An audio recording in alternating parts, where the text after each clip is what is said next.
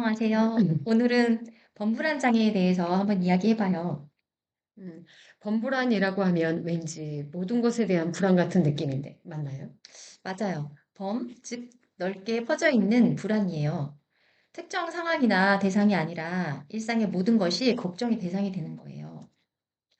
범불안 장애는 6개월 이상 지속적으로 다양한 일에 대해 과도하게 걱정하고 그 걱정을 스스로 통제하기 어려운 상태예요. 성적, 친구 관계, 가족, 건강, 미래, 뉴스. 걱정이 한 주제에 머물지 않고 이것저것으로 퍼져나가요. 그러면 평소에 걱정이 많은 거하고 범불안 장애는 어떻게 다를까요? 핵심적인 차이는 세 가지예요. 첫 번째는 걱정의 강도와 빈도가 상황에 비해 과도해요. 그리고 두 번째는 걱정을 멈추고 싶어도 멈출 수가 없어요. 세 번째는 신체 증상이 동반돼요. 두통, 근육 긴장, 수면 장애, 피로감, 짜증이 잦아지는 것 등이요.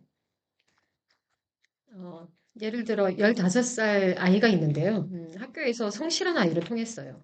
과제도 항상 일찍 내고 숙제도 완벽하게 하고. 그런데 부모님이 이상하다고 느낀 건 밤마다 잠을 못 이루는 것 때문이었어요.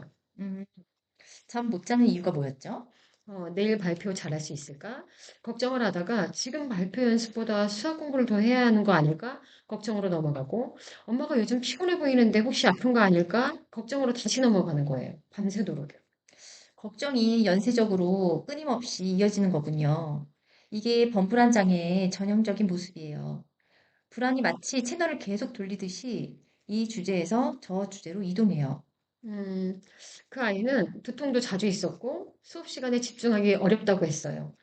선생님한테는 요즘 왜 이렇게 멍하냐라는 말을 들었대요. 그 말이 또 상처받고, 나 왜 이러지? 걱정이 추가되는 악순환이 이어졌다고 해요. 음, 청소년 범불안 장애는 신체 증상 때문에 학교에서는 꾀병 또는 나약한 아이로 오해받는 경우가 많아요. 두통, 복통, 피로감이 반복되는데 병원 가도 이상 없다고 하면 본인도 부모님도 선생님도 혼란스럽죠. 연구에 따르면 청소년기 불안장애 유병률이 성인보다 높아요. 이유가 몇 가지 있어요. 첫째, 뇌 감정 조절 영역인 전두엽이 아직 발달 중이에요. 즉, 불안을 조절하는 브레이크가 덜 발달한 상태죠.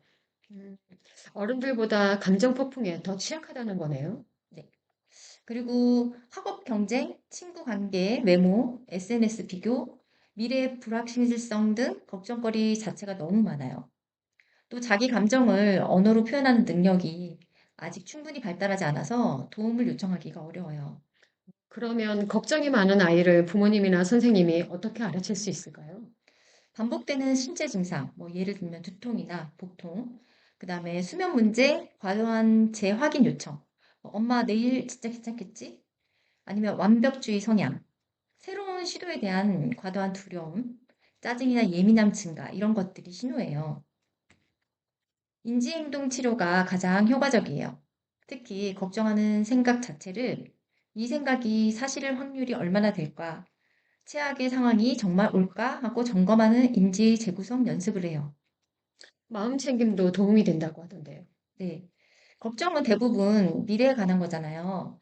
마음 챙김은 지금 이 순간, 현재에 집중하는 훈련이에요.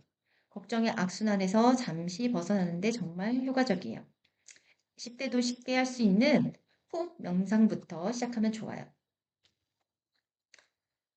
청소년이 스스로 해볼 수 있는 걱정 다루기 연습이 있는데, 걱정 시간 정해두기. 예를 들면 하루 15분만 마음껏 걱정하고, 나머지 시간엔 나중에 걱정하지 하고 미루기. 그리고 이 걱정이 지금 해결 가능한가? 가능하면 행동, 불가능하면 내려놓기 연습. 또 박스 호흡이라는 게 있는데, 4초 들숨, 4초 참기, 4초 날숨, 4초 참기. 이렇게 하면 심경계가 안정화돼요. 또 최악, 그다음에 현실적 최선 시나리오 써보기.